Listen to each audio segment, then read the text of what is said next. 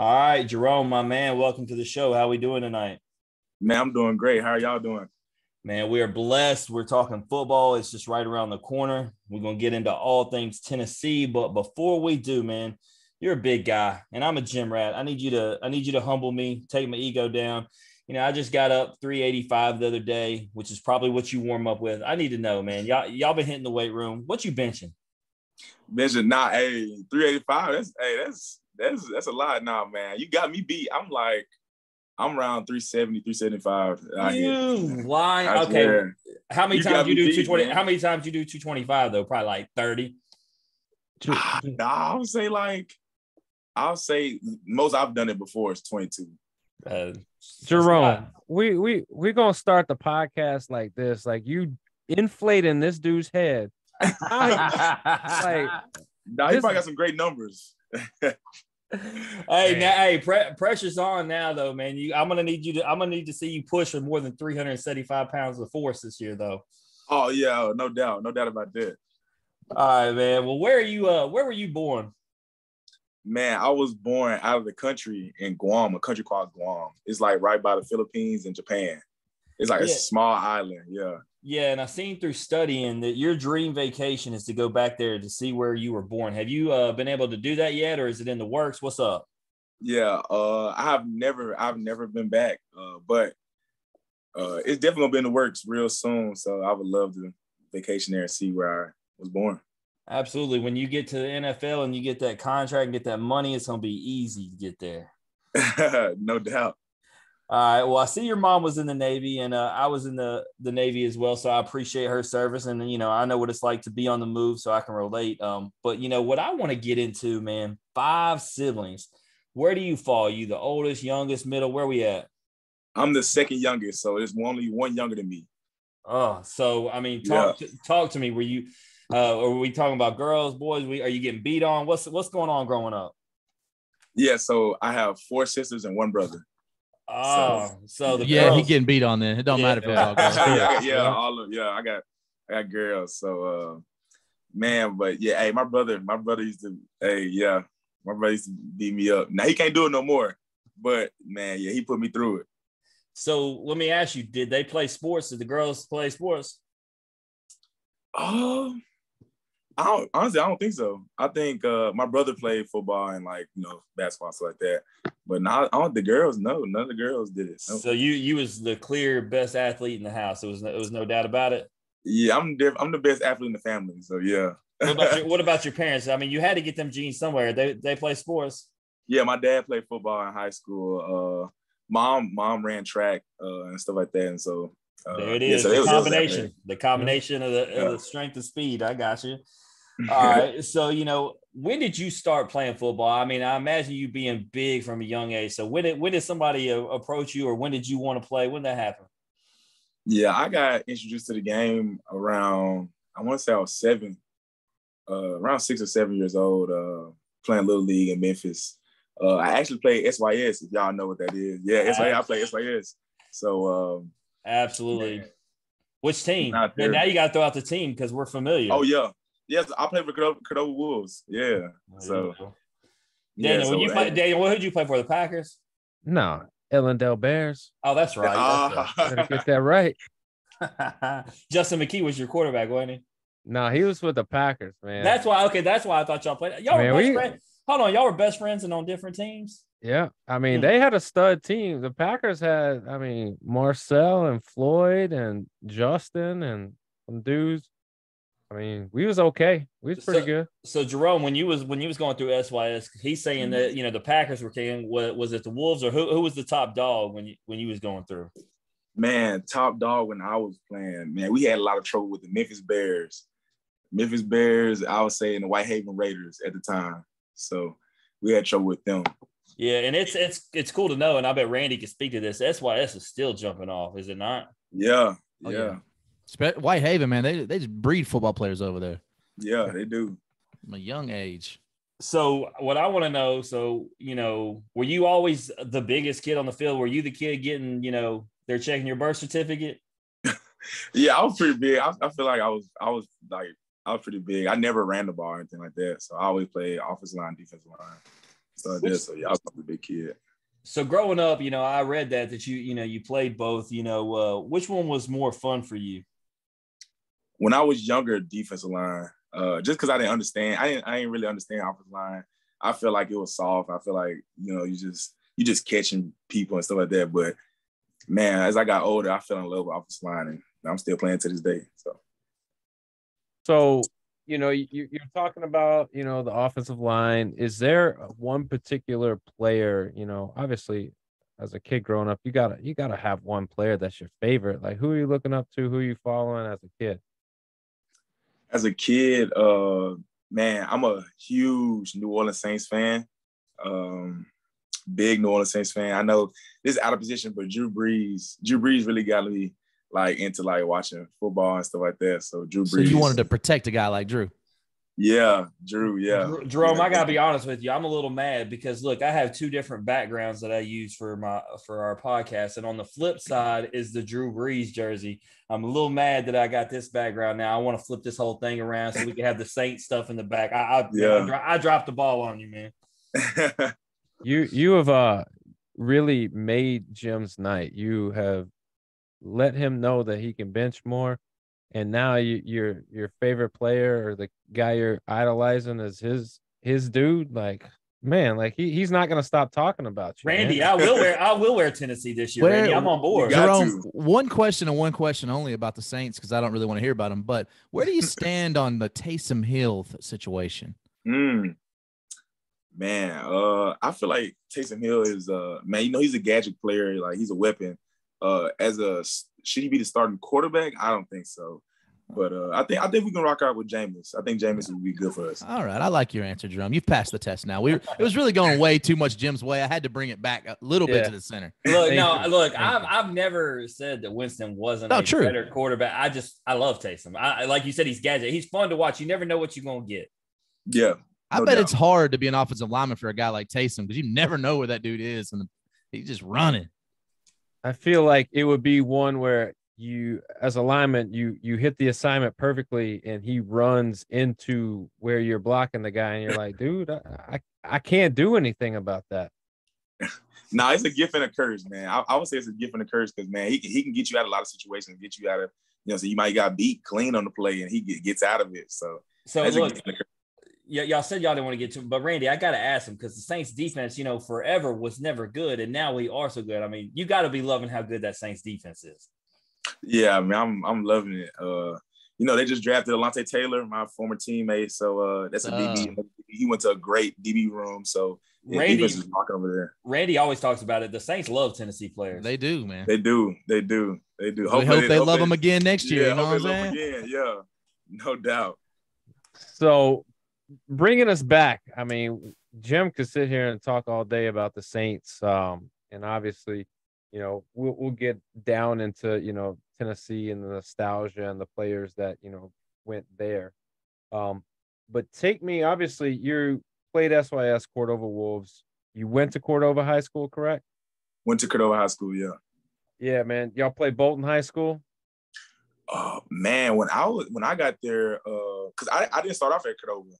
I started off at Germantown High School, and my freshman year, and then I ended up transferring to St. Benedict at Auburndale, so SBA. And man, so I went to another school called Craigmont High School, and then I went to Cordova. So I was moving around a lot, man. But my goodness, I mean, I said something about you traveling at an early age. You just kept on. I kept doing it. Yeah, when I got to Memphis, I kept doing it. So ended up at Cordova, man, was the best school for me. But we never played. I feel like we were 6A, so in Bolton, I think at the time when I was in high school, they were 3A or 4A, so we never really got to play them. Yeah, so when we were there, we played Cordova, I want to say at least twice. But we were 5A then. Yeah, I mean, it was in a strange time where Cordova was just opening, so they were adding a class every year. And I want to say by the time we were seniors, they had a full class, but I don't know if we played them every year. But nonetheless, we got beat pretty handily every year we played them. It wasn't fun. It wasn't fun. You guys coming out to Bolton and beating us on our home field, and then us going over there and losing to y'all. Jerome, don't feel special though because everybody did it to Bolton, so it's not like wow, we had to do that, huh, Randy? We just gonna go there, huh? Oh, my bad.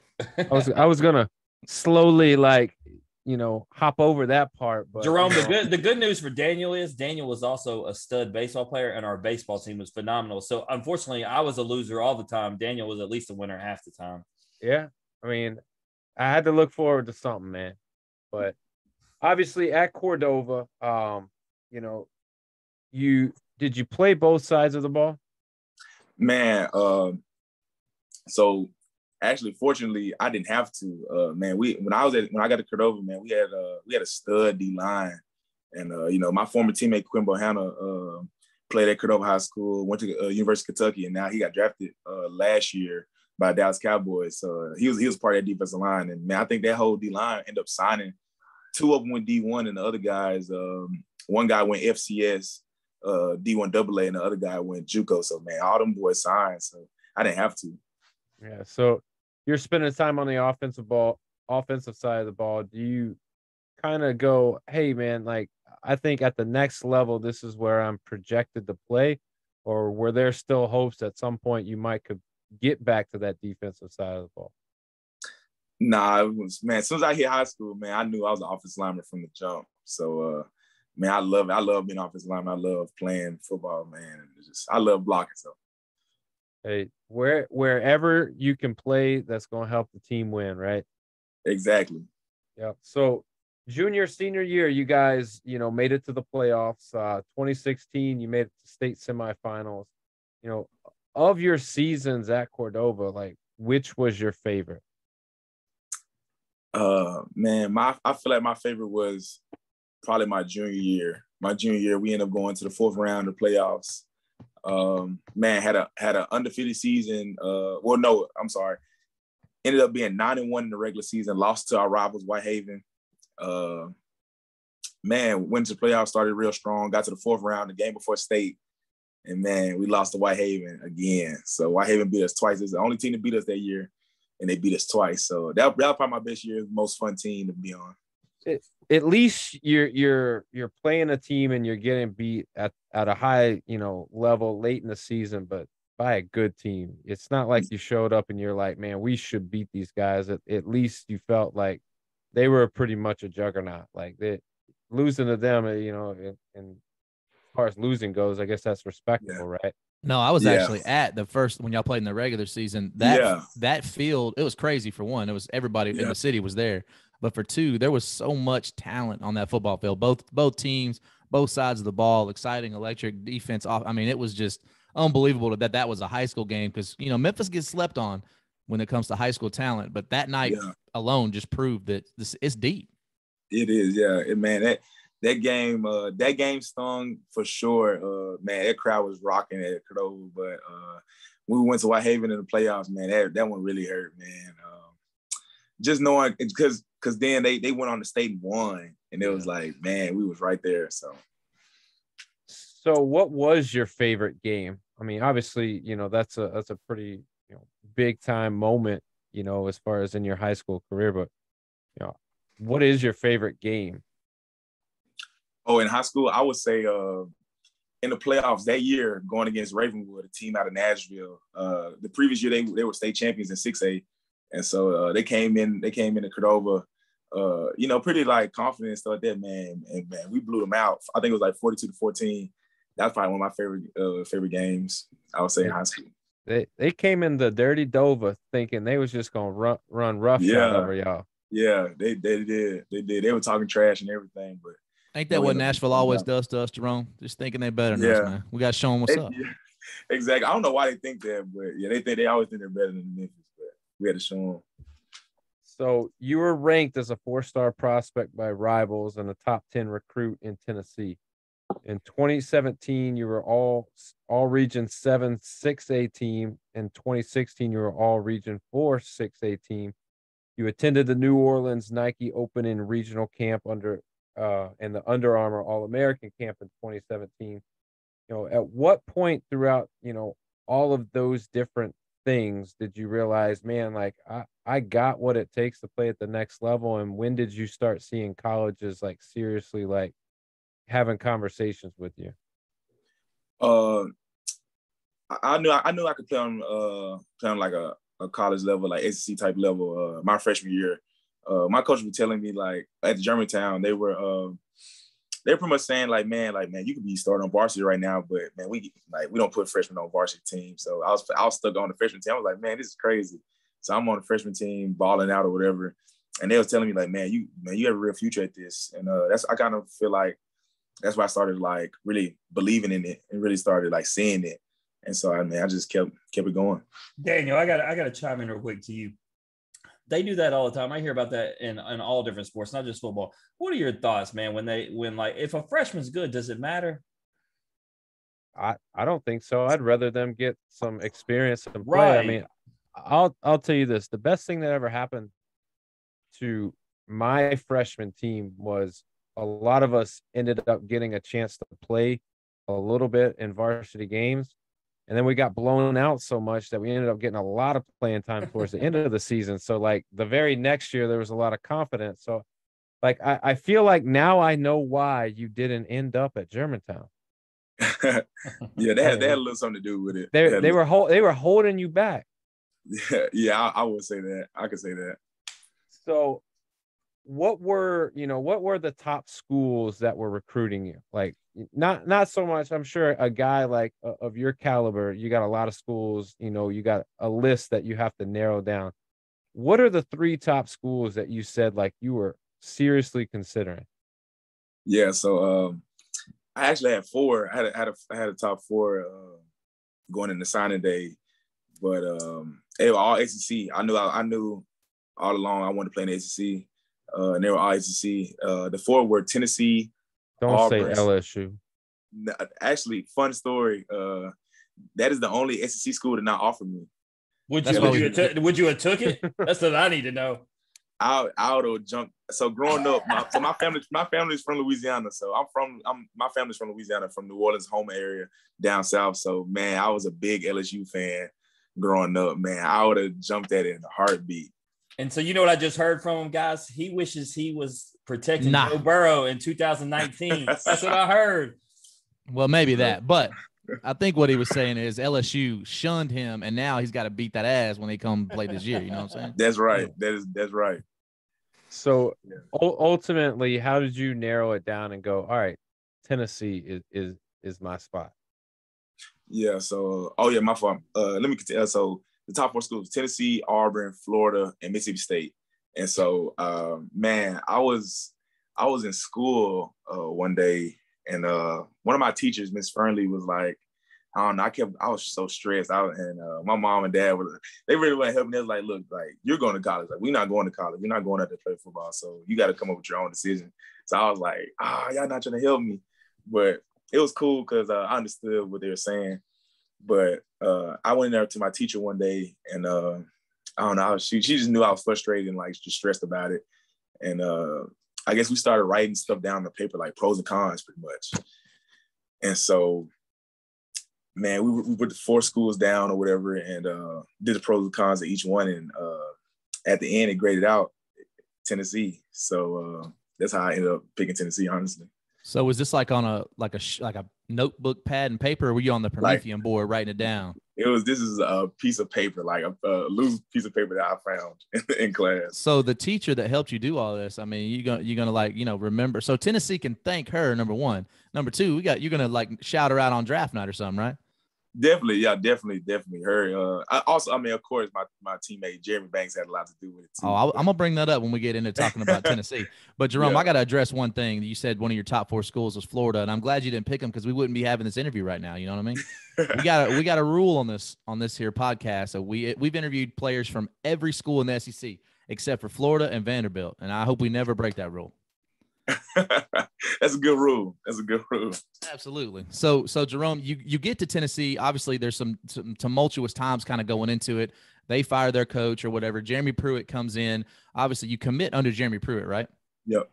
Okay. So tell me, once you commit and you kind of get that behind you, I'm sure it's a lot of stress off your back. You're going into the next year. What was it like that first day that you step on campus as a Tennessee Volunteer? What's going through your head? Man, first day I got to campus. January 8th, of 2018. So man, I came early, so I was a mid-year. Man, first time stepping on campus, I was like, man, what did I get myself into? My parents dropped me off. I got in the dorm. That door shut. I was like, man, I'm really alone out here. 6 hours away. Yeah, 6 hours away. So I was like, man, what I'm gonna do? Man, that first workout I had, I thought I was training hard when I was back at home. I wasn't. Man, I was going through it, man. They put me through it. It was tough. But I had a great group of teammates that like helped me out. I had a great older crew that like was there for me and they helped navigate me through the process. And man, they helped me out a lot. Yeah, you had one of the best Tennessee linemen in recent memory in Trey Smith, right? A guy that, dealt with some injuries and blood clots and things and was vastly underrated going into the draft. And to just see him do what he's done in the league, I think a guy like you obviously knows better, but I think we all knew he could do that, right? And so do you still keep in touch with Trey, I'm sure? Oh, most definitely. Yeah, I was funny thing, I went to the O-line Masterminds event in Dallas, Texas. And man, I stayed with him. I stayed with him and Cade. And they had like a little spot down there in Dallas. So we stayed with them, me and Darnell. And man, it was great, man. I keep in contact with them. We pretty much talk almost every day. So how many pairs of cowboy boots does Trey have? That's funny. I Probably know that a few. I've seen with my own two eyes. I think he has like 3 pairs that I've seen. So Jerome, you mentioned something that's not odd, but it stands out that you were a mid-year, so you came in January. How much do you think coming in that early helped you develop for your freshman year? Oh, it's huge. It was major. Man, I feel like that made me like take a jump over the other guys coming in, as well as like some of the older guys that I was competing for a spot in. Kind of helped me learn the system early because I mean it's a new system for everyone. So we pretty much was on the same playing field at that point, and I feel like that helped me out a huge time. No, absolutely. So when you're coming in, you say you were kind of shocked by the workouts and just being there 6 hours away from home. But you come in immediately and you're seeing playing time. Did you think coming in when you got there in January that you were going to see as much playing time as you did your freshman year? Yeah, honestly, I in my mind, coming on campus, I was like, man, I want to come here and start as a true freshman. And I did that. Man, my season, it didn't go as I planned, but it was a good starting point for sure of my career. No, absolutely. Obviously, it didn't end the way that anybody wanted it to. But what was the one thing you learned your freshman year that you took from there and have used your last couple years? Man, I would say the work ethic part. Just like, man, those just any day, like all the days that you get off days, man, you gotta do something. You gotta work. Man, honestly, just communication and just having that mindset, honestly, that, man, the confidence that you can do it. I would say I took that from there. I lacked it that first year, and I just got it back. And the second year and just kept going. So. Yeah, so going into your sophomore year, obviously you have a good amount of time under your belt, some playing time as well. Starts off a little rocky as far as the record goes. And then the coaching staff finally wises up. They start you, Jerome, and all of a sudden, you win 6 in a row, capped off by the bowl victory. I mean, what do you think specifically happened other than them starting you finally that set you guys going in the right direction? Man, I can't really fault them at that. Beginning of that year, they were thinking about redshirting me, which looking back on, I probably needed it my freshman year for sure. Just playing in this conference is tough, especially as a young guy coming in. Man, it's hard playing in this conference. Man, it's different football. So now hold on, Jerome. They probably heard what happened at Germantown when they didn't put you on the varsity team. They were like, "Oh, Jerome ain't leaving us." Yeah. So and man, so I took that mindset. I kind of like took it as disrespect, honestly, when they talked to me about it. And man, I just put my head down, went to work. I worked and worked and worked, and I just kept going. I didn't get down about it. And I would say, man, I just kept my opportunity came in Mississippi State game that year, and man, I balled out, and I didn't look back from there. Randy, maybe that was the plan. Let's piss this dude off. And absolutely, we'll get the best out of him. Absolutely. So obviously, Jerome, junior year happens, and everybody knows that 2020, the year of the pandemic. So you're dealing with kind of a weird schedule. You're playing a 10-game all SEC schedule. You see action in all 10 games, and I don't want to bring this up. You did allow 1 sack, the only one of your career so far at Tennessee. So, but I got to ask though, what was it, not only just practice and everything, but dealing with the pandemic? What was it like? You've already played a couple years in front of these big SEC crowds, and now you're playing in front of like 10,000, 15, 20,000 at the most. What was that like as far as atmosphere? Man, it's unforgettable. I'll never forget it for the rest of my life. Just that year in general, it was so unique, and man, it was tough. It was kind of hard just knowing it was the unknown. Like we didn't really know a lot about it, and let alone playing while pandemic was going on. But man, the stadium it didn't have the same feel. We started off hot that year, going 2-0. Man, had a great offensive line with Cade coming in, transferring in from Georgia, which was huge for us.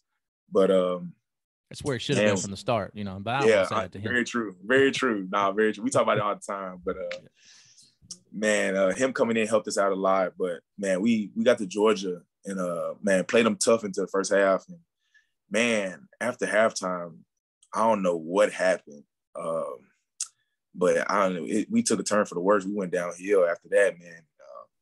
Ended up losing, I want to say like 6 straight after that game. And man, just COVID and everything, man, it's just, I don't know, it was a tough year. And then I would say that was probably the starting point for being a tough year, honestly, from that season. Yeah, absolutely. Obviously, with a tough season, Jeremy Pruitt and the staff, they're let go.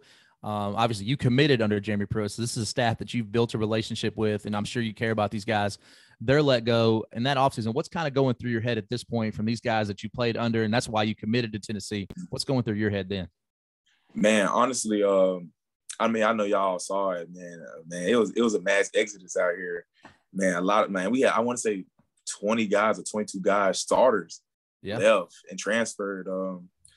Man, trust me, it was on a lot of people's mind. It was on my mind, honestly, leaving and going to another school. But honestly, I have all love for Coach Pruitt and that staff, but man, I fell in love with Tennessee while I was here. So I honestly, I knew this is the best place for me. I knew I can, for all the dreams and aspirations I have for myself, I knew I could accomplish it here at Tennessee. So that's why I stayed. Absolutely. But I mean, for you guys, I'm sure that you kind of understood the guys that did leave. Obviously, fans and people, they don't understand. They want to hate people for leaving and all that. But for you as a player, I'm sure you wanted those guys to stay, but I'm sure you still have relationships with a lot of the guys that did leave, I'm sure. Oh, most definitely. Man, we keep in contact, man, daily, honestly, with all those guys. And, it was unfortunate, of course, man, those my teammates for 3 years at that time. Yeah, for 3 years.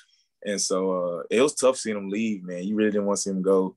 But at the same time, you wanted to see them, flourish in their career as well. So I understood it, and definitely keep in contact with them all the time. Randy, if Coach O wasn't too busy being scandalous, he would have got him Jerome to hit the transfer portal. We'd have had him at LSU. Yeah, I was going to say what teams all reached out to you, but I guess you're not supposed to say if you weren't in the portal. So we'll just leave that one alone, Jerome. Yeah. So we'll go straight into the senior year. Obviously, Josh Heupel gets hired. It's a whole new coaching staff. And you mentioned it was a new system. When you came in, everything you've seen from, Heupel, it's a completely different system than Pruitt and the guys use. So senior year, you start 13 games, 7 at left guard, 5 at center, 1 in right guard, and yet still did not allow a sack. So you've allowed 1 sack in 4 years, Jerome. I mean, that's a hella numbers. NFL scouts got to notice this. But my biggest question for you is the change of pace for an offensive lineman. You guys are obviously you're some big bodies, right? So you got to do a lot more moving around, a lot more running. It's fast paced. You're running up to the ball. How hard was that adjustment for you guys to make from going kind of from Pruitt's system to Heupel's? Man, it was tough. It was really tough. Man, the tempo is real. Man, they coached us on it. Our first couple of meetings, I was like, man, what are these guys talking about? Like, maybe I should have transferred. It's like the no huddle things. Like, they taught us. They was teaching us about the different referees. I was like, what? I'm like, what are we talking about? Like, why are we not talking about football? But no, like there's science behind the madness, man, and it works as we can see, man. It pays dividend, man. All the guys buying in that year. Coach Heupel first coming in, man. It was tough. It was hard, because, coming in, like, we had a bad year the previous year, man, and a lot of guys left, and we didn't know what was going to happen. So, man, Coach Hyper coming in, changing the culture was huge, and just translating to the tempo offense was definitely tough. But man, once we got down, we was rocking and rolling. So. Absolutely. And you could almost see it like when it finally set in. Cause I swear, I tell everybody that like the Pittsburgh game last year, just watching the game, I feel like if that game was played 2 weeks later, it's a completely different result. Yeah. Obviously they got talent on that team. They had Pickett and all that, but for me being a fan, short for fanatic, I just think if it's later in the season, that's teamwork, man. We whooping them boys. But obviously we talked about the difference in pace and different results this last year. And specifically, we talked about the crowds and how it was a little eerie playing in front of such small crowds, but crowds are back. You guys are winning. I want to talk to you specifically about the atmosphere, not all the mustard and all that stuff, but what was the atmosphere like in that night game when Ole Miss comes to Knoxville? Just what was the atmosphere like with you? And is that the loudest that you've ever heard Neyland Stadium? Man, that game, man, going into that game, we knew it was going to be a big game. Anytime Lane Kiffin coming back for the first time, it's going to be a crowd. Oh yeah, man, Vol Nations came, they showed out for sure. Man, just the hype of that game was crazy, and then the lead up, and then you got to the game, man. Like in warm-ups, man, you can see it already feel. It was like, wow, like this is about to be crazy. They checker Neyland and all that. Man, playing in the game, dog, it was loud. I could say it was probably the loudest game, not probably the loudest game I played in my career here. So it was huge, man. It's just so unfortunate that we didn't come out with the win, man, because our fans deserved it, honestly. And I understand the deal there at the end, but man, I mean, we just have passionate fans, dog. Like, man, they deserved that win, and we should have gave it to them. So. No, I mean, that was such a great game. And we won't even get into the last part of it, but earlier in the game, there was a strip sack, touchdown. Yeah. Things could have turned out so different, but I think that was one of the best games of the college football season. So, and to me, even in the loss, it showed, I'm not going to say Tennessee's back to where they were, because I think we all know that's not happened yet, but It showed that Tennessee's back and they're relevant, that this was a national game. Numbers were huge. Everybody was talking about it way before I hate that happened, because it kind of marred what the game was about. Yeah. And you saw some Warriors, right? I mean, you see, even on the other side, Matt Corral gets hurt. He still comes and does his thing. Hendo does his thing. I mean, everybody, you guys, it was a well-oiled machine in both. I do want to say one thing, though. No, actually two things. For one, we got to quit checker Neyland. The record when we checker Neyland is not very good. I've been there. It looks cool, but I don't know if we got to go with it. And number two, we got to really work on Ole Miss's hydration. Jerome, we got to work on getting them some water. The cramps be getting them, man. Yeah. Hey, Randy, but hey, don't forget to tell him, look, so Lane Kiffin threw out the first pitch at the Ole Miss Tennessee game. I was with a golf ball. With a golf ball, tried to be funny. Hey, let me tell you, Tennessee had Ole Miss fans out the stadium by the fourth inning. That game went. Hey, baseball team had y'all's back. They did, man. They had a great year, man. Unbelievable year, man. They gonna keep rocking. So that was great. For sure. You ever get out to watch any of the games in person? Yeah, we went as a team to a couple games. I went by myself to a couple games. Man, them boys were electric, man. That's a crazy atmosphere for such a small stadium, isn't it? Yeah. We've had basically the whole team on, so I'm gonna put you on the spot. I bet Randy even wants to know this. Who's your favorite player to watch? Baseball team. You know what his answer is gonna be, Randy. You know what it's gonna be. I gotta think it's Drew Gilbert, just because he's so if not, it's Lipscomb. It's gonna be one of your bombers, and it's gonna be one of your ones with the flare. Maybe Jordan Beck before he cut his hair. I don't know. I was about to say, man, I gotta rock with Honcho. I gotta rock with Beck. Yeah, there you go. Yeah. He cut his hair though, Jerome. I don't know about this, man. There's something in the Bible about cutting your hair and losing your power, but he's still hitting bombs, so I guess it works. So Jerome, you play a little bit of everywhere, on the line, including center. What is your favorite position on the line to play? Man, I don't really have a favorite. I guess I can say I'm probably more comfortable at right guard, because I played probably started most of my games at there. But I can play anything, honestly. So it don't really matter. Okay. So obviously you mentioned when everybody was leaving, it was on everybody's mind to leave. You elect to stay with your commitment, VFL. We know what all that means, you better than we. But you elect to come back for a fifth year and compete again. Tell us what led you to that decision. Man, our coaches, Coach, my O-line coach, Coach Ellaby and Coach Hyper, they came to me early in the season around South Carolina game last year, and they was like, man, like trying to put it in the back of my head. It's like, no, you don't have to make a decision right now. Just, you know what I'm saying, just know, like, man, we would love to have you back. And you know, so use the COVID year, because it was my true. I was a true senior, so I didn't at the time. So luckily, man, the COVID year was great for some guys, like, man, especially me. You know, yeah. So I ended up using it, man, because I feel like people were sleeping on me, honestly, coming out of last year. And man, just the team in general, honestly, sleeping on us. So and just with the guys coming back, you know, with Hendo, with Sid, you know, those guys like that, man. I love playing with those guys. So I just know we can do something special this year. So that's why I really decided to come back. You mentioned the sleeping on it. You know, the coaches poll came out today, Jerome, and a lot of players say, I don't read that stuff, but they don't have you on the top 25, Jerome. I mean, we got to show them what's up, man. Yeah. Oh, no doubt, man. I saw it, but I mean, it's cool, man. Hey, they can put us wherever they want to put us, man. It's not about where we start, man. It's where we finish. Randy, it's following that baseball formula. Remember, hey, they were anywhere between 19 and 25 on everybody's, and they was number one real quick. That's the greatest part about that for me as a fan. The greatest part being in the SEC, that is, if you handle business, they have no choice but to put you there, right? So you guys are going to get all of that, right? So we've talked to a few football players on here, Jerome, and everybody kind of says the same thing, a little coach speak. You know, our goal is to compete for national championships, and obviously at Tennessee, it's no different. But specifically, what are you looking to accomplish your 5th year as a Vol? Me personally, man, as an offensive line unit, man, we trying to shoot for the Joe Moore. It's on our mind the entire time, man. We got like a graphic up in the room, man, just looking at it, man, just a visual, because, man, we know it's attainable. We know we can accomplish it. So just going out there and getting it, just helping this offense, you know, go from what we were 7th or 8th or something in the country, man, from that to, you know what I'm saying, the top offense in the country. So doing that, me honestly, going personally, I guess I want to get the All ACC, of course, and things like that, and you know, have a chance to you know, get any other awards after that. But man, as a team, dog, we just worry about winning the East. That's right. Man, we win the East, man. We can go to wherever we want to go. So yeah. So two quick things, then I'm going to hand you over to Jim. The one thing is that today I was reading that Greg McElroy, he was talking about you guys, and he said that you guys could literally be an unstoppable offense. So obviously that carries some weight here in a guy, even though he went to Alabama. You know, he's a paid analyst now. But the second thing is, I got to ask you this. You said you come back, you use your COVID year. Who committed to coming back first, you or Hendo? Man, I would say me.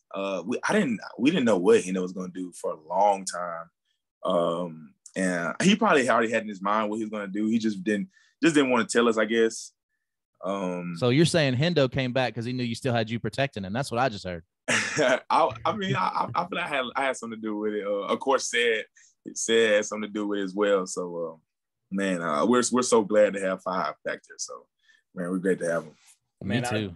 I'll tell you this about Joe Moore Award, Jerome. I was just in Atlanta and went to the College Football Hall of Fame and got to see the actual trophy.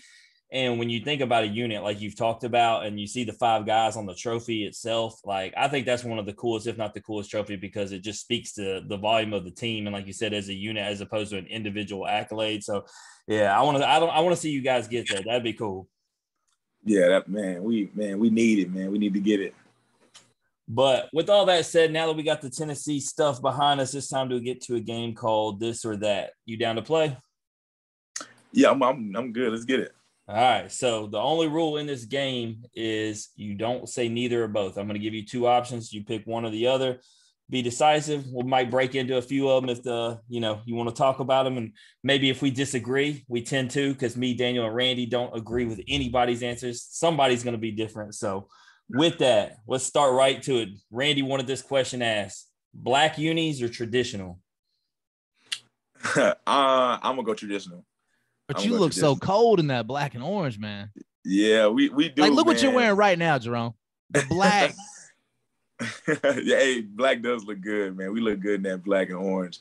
Man, we really look good in the smoky gray and orange. Oh, those are my favorite of all time. So, but I'll go traditional, man. Ain't nothing like the orange and white. Yeah, Tennessee do got a nice set of uniforms across the board. There ain't no doubt about that. All right. So would you rather run block or pass block?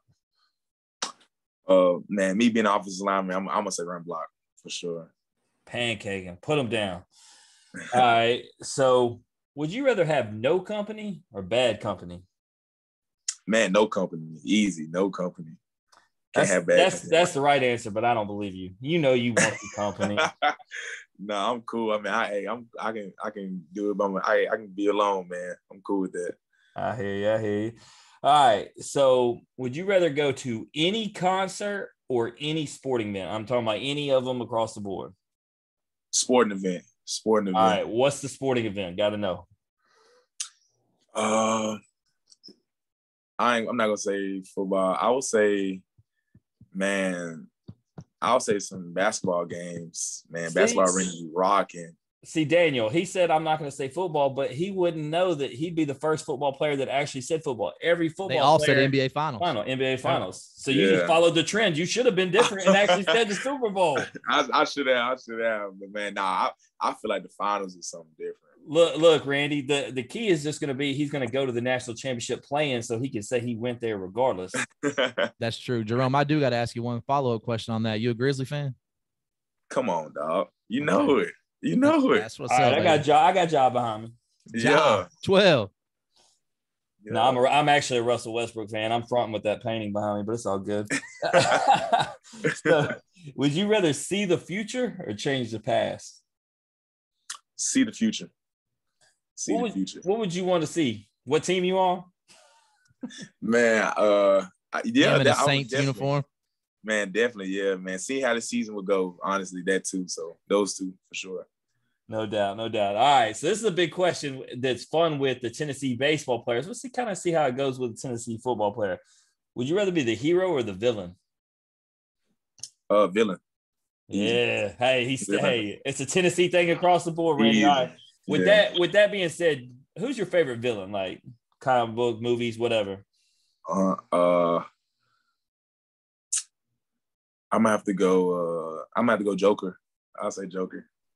You can't go wrong with the answer. If he would have said Bane because he's a big ass dude too, we all know it's a Batman villain for sure. Yeah, I was thinking Bane, but I was like, Joker for sure. All right, so last question. It's a key one.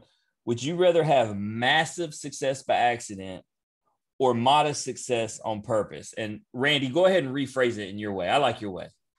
All right, Jerome, let me ask you this. If I was to give you $100 million or you could earn $20 million, which one are you taking? Man, let me get 20. I earned it. Okay, Jerome, but that means that now I got $80 million more than you. Hey, I'm not really huge on the money thing, man. I'm all about work, man. I earned 20, man. Hold up. That's a hard earned 20. I'm proud of that. Jerome, can I apply to be your agent in the NFL? Can I be that? That way I'm gonna say, look, Jerome, it's all good. You got paid, a couple mil. I got a couple mil. We all good, baby. Let's go. 10%'s out the window. Since he don't care much about money, we're going 50-50 on this thing. I care about the money. We used to have a question of money or friends, and these are my homies, right? Right amount of money, I'll let you. No, I definitely feel you. I understand. You know what Randy says? I got to do it because he's a big guy. I'm curious. One of the questions we retired, and yet this is the second time I'm asking it since we retired it. Would you rather do 10 years in a coma or 5 years in prison? That's a tough one. Man, that's a tough one. But you can handle yourself. I feel like prison life ain't going to scare you. Man, 5 years is a long time in prison. 10 years is a long time in a nap. I was like, 10 years in a coma is. But you don't even know. You sleep. I was like, you wake up, it's like, man, the whole world has changed. You're going to be in your 30s, though. I mean, life is going to skip by. Man, just give me, I'll take the 5 years. There you go. Get that bench up while you're in there. You know what I'm saying? yeah, get my bench up for sure. All right, Jerome, before you head out of here, man, anything you want to plug or promote? Man, I'll plug. We got this thing called, we're working with the Players Lounge. It's like a little NFT thing called the Smoky Mountain Crew. I like to plug that, man. We got some of the guys. We got guys like Hendon, Cedric, Jabari Smalls, those type of guys, Cooper Mays as a part of it. And and some more, of course, about teammates, man. We got some fun, exclusive things going on with the fans, man. We would love for the fans to interact with us and join it, man. So I'll plug that. Man, how does one become a part of the Smoky Mountain crew? There's a link for sure. You can also follow Smoky Mountain Crew on Instagram and Twitter. And there's a link to join, man, and you get exclusive access to us, honestly, and special things throughout the season, with the membership. So it's gonna be exciting. We got Josh Dobbs running it, so we get to even do things with Josh Dobbs. So I think that's Astro gonna be great. Dobbs. Yeah, yeah. All right, Jerome, man, it seems like you got some big things in line. Y'all, I urge you, go to Smoky Mountain Crew, check them out on Instagram. Check out, at Jerome Carvin on Instagram. Got a lot of good stuff on there, man. I was checking it out. Got Twitter, Yeah. got your socials on point, man. But more importantly, Thursday night, September 1st, it's all going down. Ball State is coming to Knoxville. And I think I'm gonna feel real sorry for Ball State. It's not gonna be a good night for them. So at 7 p.m. on SEC Network, it's going down. Jerome, man, we wish you the best of luck. If there's anything we could do for you along the way, please reach out to us and let us know. No doubt, man. Thank y'all for having me on. You got it, man. That's Jerome Carvin, everybody. We're gonna take a break. We're gonna pay some bills so we can plug these sponsors. When we come back, we're going to talk headlines.